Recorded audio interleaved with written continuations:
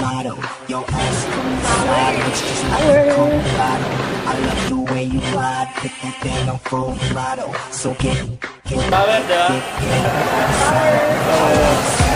Ngayon, andito kami sa Toyota Quezon Avenue para ilabas ang aking sasakyan. Grabe, as in, very excited.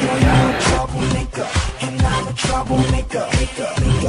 Throw your hands up if you believe in me now.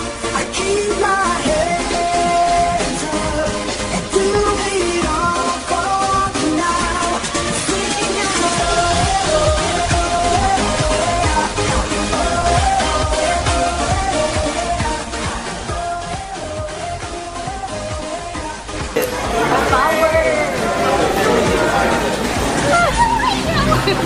Power thinking global!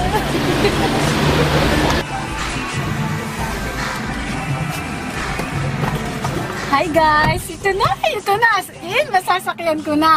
Ang dream car ko, nakuha ko na dahil sa AIM Global.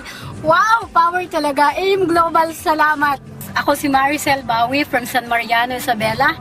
Grabe, as in, ginawa ko lang to ng 8 months as part-time, ha.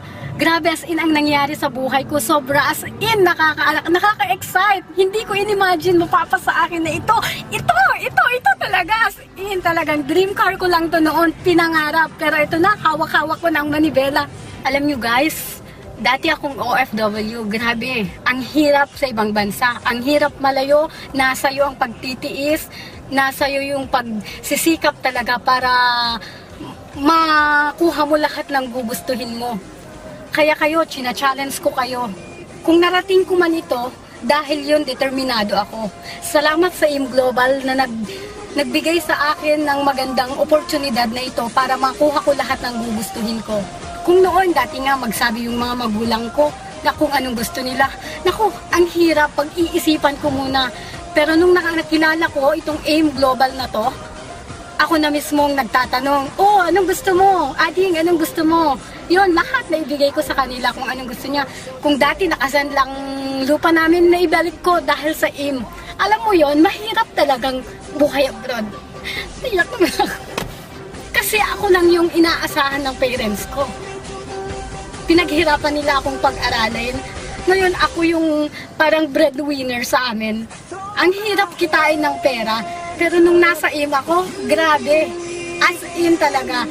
Hindi yung grabing matotorture kang mag-isip na magbigay sa magulang mo. Pero nung nag-AIM Global ako, Nay, ano gusto mo? Nay, ganito, ganyan. Ay, ang saya-saya talaga na may bigay mo lahat ng gusto ng mga mahal mo sa buhay. Kaya nagpapasalamat ko sa AIM. Power ka talaga.